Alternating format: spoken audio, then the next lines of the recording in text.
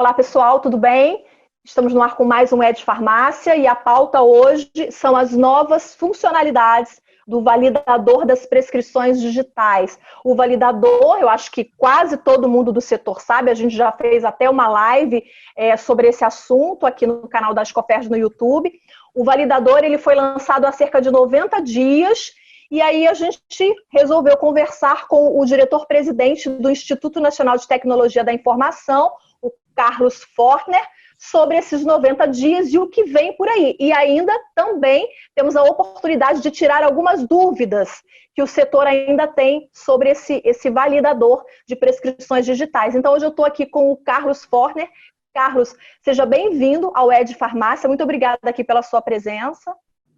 Oi, Viviane, muito prazer estar com vocês, prazer também com os telespectadores aí, os videoespectadores do canal Ed Farmácia, tá? Um prazer, uma oportunidade muito boa estar com vocês aí para poder trazer esclarecimentos a respeito do validador.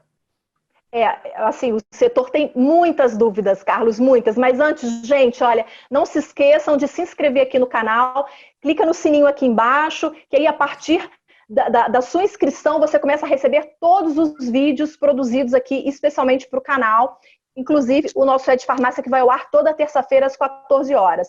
Carlos, qual é a análise, a avaliação que vocês estão fazendo desses primeiros 90 dias de uso do validador? Você já me disse anteriormente que dos 250 mil documentos de saúde já foram validados no portal. Qual é o balanço geral que vocês estão fazendo desses primeiros 90 dias? É verdade, Viviane. Já passaram pelo validador cerca de 250 mil documentos. Significa atestados, prescrições, todo tipo de documento, né? Não necessariamente o receituário. Tá? É um avanço muito grande. Se a gente pensar em 90 dias, 250 mil documentos, né? Partindo da premissa que é uma mudança de paradigma isso. A gente está vivenciando aí a pandemia, lógico que isso aí tudo fomentou o uso do receituário digital, dos atestados digitais, estamos mudando uma realidade, uma cultura. Então, o médico que antes escrevia a sua receita manuscrita, e aí a pessoa levava a receita na farmácia, fosse com um remédio controlado, algum medicamento especial, etc., sempre tinha aquela demora, até verificar se aquilo está certo ou não. O que o validador faz é verificar se aquele documento é legítimo, se aquele documento é verdadeiro, se o médico que receitou aquele medicamento ou que fez aquele atestado, se aquele médico existe. O mais fácil que tem, e a gente sabe disso, é uma pessoa mandar fazer um carimbo de médico e escrever a sua própria receita, o seu atestado falso, né? Tem, aqui em Brasília mesmo, tinha aqui perto da rodoviária, gente vendendo atestado médico, né?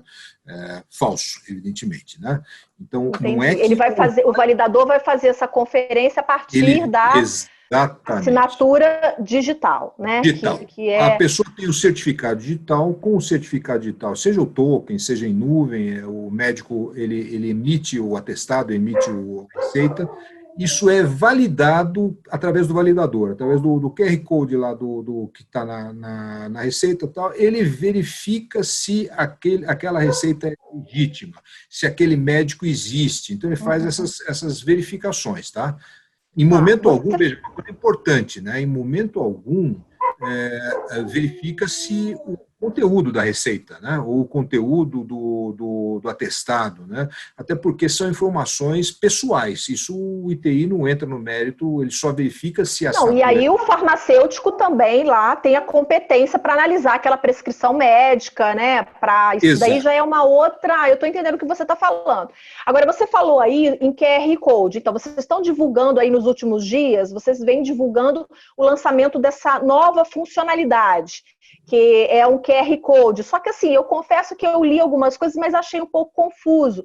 Eu queria que você tentasse explicar de forma didática para quem está assistindo o que é esse QR Code e como ele vai funcionar. O QR Code nada mais é do que uma ligação, uma forma de acessar o sistema para verificar a veracidade do documento. Então, o validador vai vir na prescrição. Vamos falar de prescrição, que é o nosso principal foco aqui. A prescrição vem com esse QR Code, o farmacêutico pega o celular dele, posiciona em frente o QR Code e aí já é jogado diretamente para o validador. Exatamente. É super simples, super rápido. O farmacêutico ele recebe aquela prescrição eletrônica, né? Ela não precisa nem estar impressa, pode estar dentro do celular, um PDF, o que for, tá certo? Mas tem o QR Code, tá? O farmacêutico, usando aquele QR Code, ele acessa o site do validador e o validador automaticamente verifica se a receita ou se o atestado é verdadeiro, e se aquela assinatura, de fato, é do profissional, do médico que gerou aquele documento. Ficou mais simples, então, de se fazer. Super simples, Lógico, toda mudança assim, de cultura, porque isso é uma mudança de cultura, né? A gente brinca, né, que o único que sabia ler a letra do manuscrito do médico era o farmacêutico, né? Agora não, agora quando sai a receita digital, sai escrito... todo mundo consegue ler. Todo mundo consegue ler. E seria muito fácil de fraudar isso também, né? Porque você vai lá, você faz um arquivo no Word lá, imprime e tal, só que lógico, aí você não vai ter o QR Code, você não vai ter a sua assinatura digital, né? Então não dá para fraudar isso, não dá para você querer um medicamento controlado, pode ser até um psicotrópico, alguma coisa assim, que você cria uma receita falsa, ou que você cria um atestado falso para você justificar sua falta no trabalho, coisa que o valha, né? Carlos, você chegou até a falar em prescrição, medicamento controlado. Quando a gente divulgou, fez live sobre o lançamento do validador, muita gente apontou a ausência da Anvisa, porque a Anvisa não se manifestava, a Anvisa não dizia nada. Aí eu escutei pessoas dizendo assim, não, a Anvisa tem que fazer uma norma sobre isso, tem que ter uma RDC sobre isso. E parece que finalmente essa RDC vai sair, porque a Anvisa apresentou uma proposta de minuta para regulamentar a prescrição, resumidamente, a prescrição e a dispensação de medicamentos por meio eletrônico, né? Eu tive acesso a essa minuta dessa RDC, eu li a minuta, ela é até bem simples, ela não é complexa, ela é curta, rápida e está bem assim, explicadinha, digamos assim.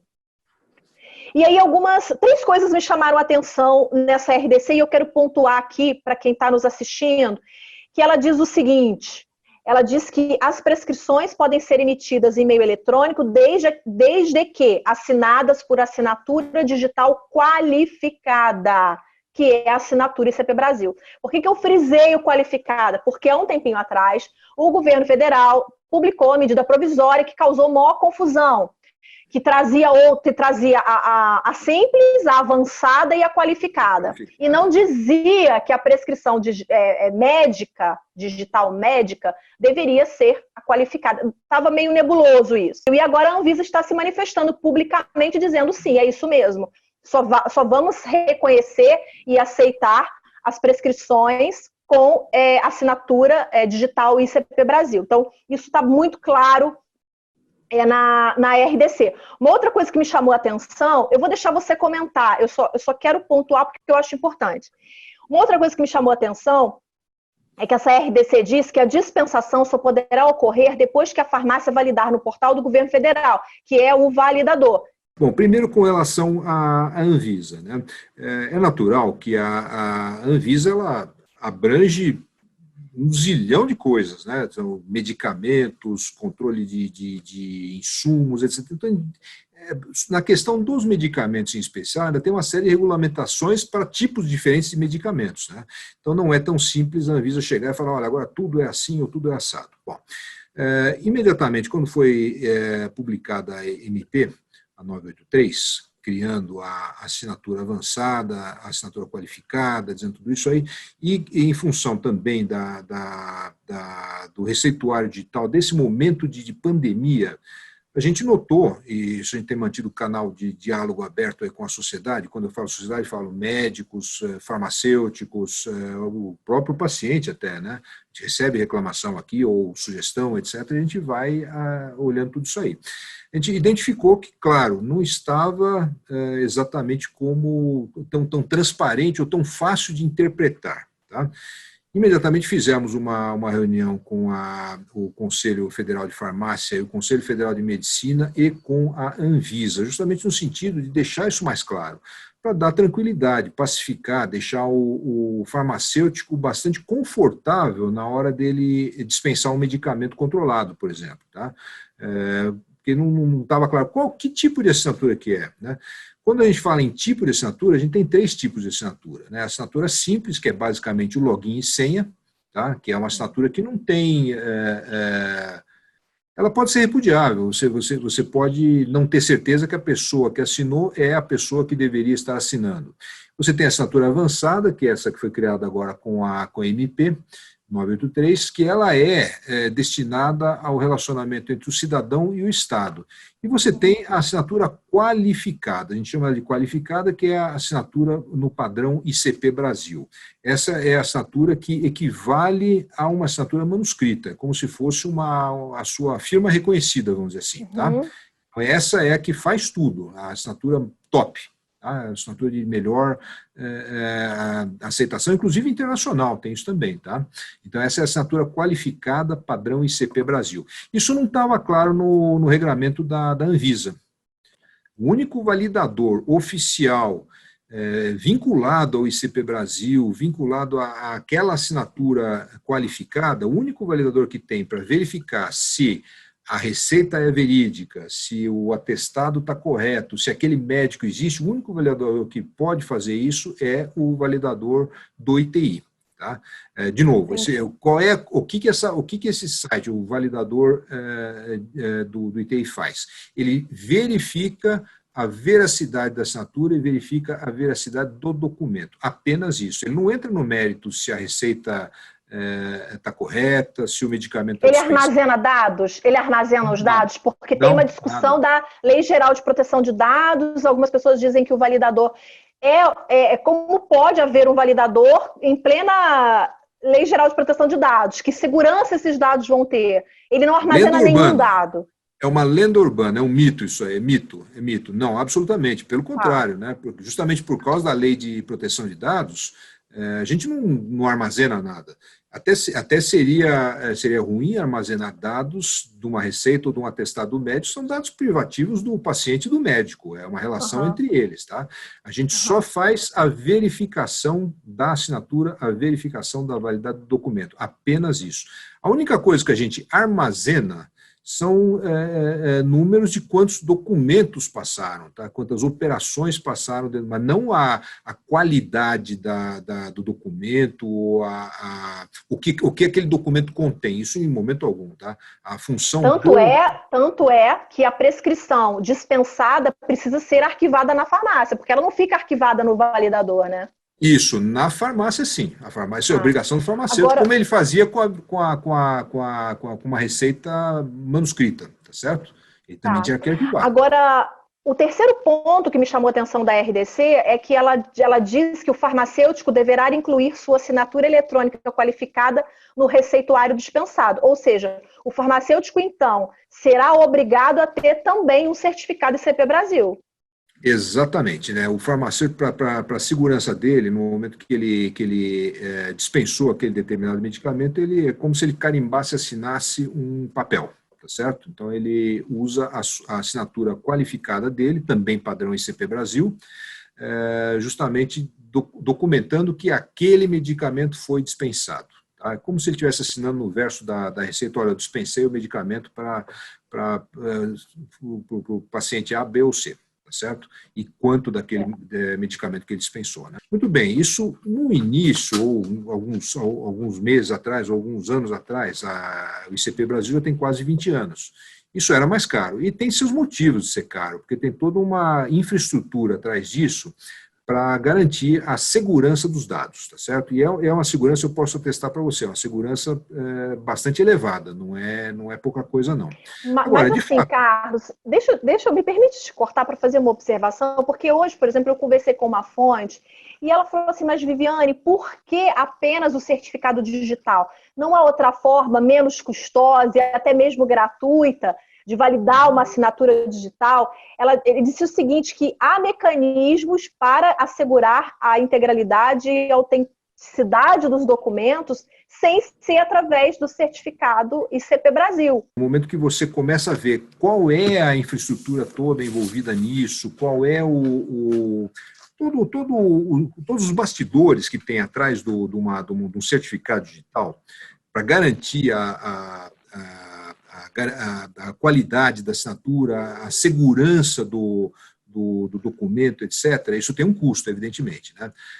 Não era barato. Só que hoje a gente já tem certificados digitais vendidos aí a R$47. Bom, Carlos, então eu quero ir para a nossa última pergunta, para a gente poder fechar, tá bom? Há alguma previsão para o validador ser unificado ao SNGPC? Porque seria um facilitador no dia a dia do farmacêutico que isso acontecesse, né? Para quem não precisasse lançar no SNGPC depois essa dispensação de controlados. Diria para você o seguinte, Viviane, assim, previsão, um cronograma para isso não há. Isso não está previsto. Só que isso naturalmente eu imagino que vai acontecer em breve, tá? Vamos dizer, seria a evolução natural do validador. Tá? Uhum. Então, assim, hoje não tem previsão, então a resposta bem objetiva à sua pergunta é não, tá certo? Mas, naturalmente, eu acredito que isso vai ocorrer. Bom, Carlos, então, para a gente fechar a sua dica, o seu recado final para quem está nos assistindo. Bom, eu diria o seguinte para você, Viviane. Primeiro, a oportunidade foi muito boa da gente esclarecer uma série de pontos aqui, que eu acho que o médico, o farmacêutico, o paciente também vai se beneficiar disso. E segundo, assim, a própria pandemia mostra que o mundo está mudando, tá? E o Brasil não está sendo diferente, também está mudando. A tecnologia vem e fica, e avança, né? A tecnologia muda rápido. Então, eu acho que daquele atestado manuscrito, daquela receita manuscrita que a gente está passando agora para o atestado digital, para a receita digital, etc., isso é um avanço muito grande. A gente está se tornando agora cidadãos digitais, né? Não é mais aquela coisa física. E a pandemia de coronavírus, ela realmente, assim, ela empurrou todos nós para essa nova realidade, né? Da digitalização. A pessoa não podia ir à farmácia comprar um medicamento. Como é que ela faz? Ela tem que usar uma prescrição digital. Então, nós fomos, até quem não queria, eu acho que foi assim, empurrado para os meios digitais, para as ferramentas digitais. A telemedicina ganhou um impulso muito grande com isso, né? Então, a pandemia trouxe uma série de prejuízos para o país. Por outro lado, algumas áreas avançaram. E eu entendo que avançaram para ficar, porque as pessoas estão se beneficiando disso, no sentido de que ficou mais fácil, ficou mais confortável, ficou mais cômodo, né? Você não perde tempo no trânsito, tudo bem que na pandemia tem menos trânsito, mas você não precisa procurar um lugar de estacionamento, as coisas ficam mais rápidas, né? Então, a forma de você garantir que você é você mesmo, que eu sou eu mesmo, num documento, é justamente o certificado digital que gera a assinatura digital, tá? Então, eu acho que são coisas que vieram para ficar, viu? Tá ótimo, Carlos, muito obrigada pela sua participação aqui no Ed Farmácia. Eu acho que o nosso papo foi bem proveitoso.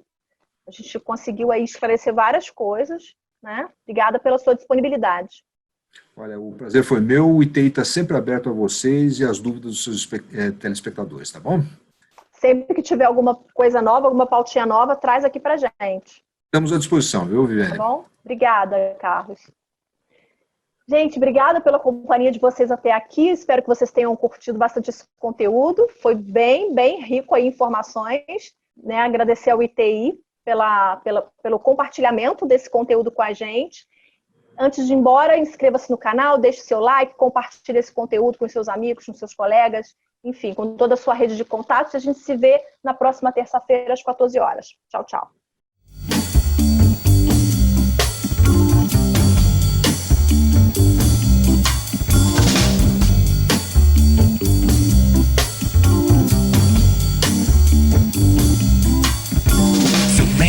raindrops fall.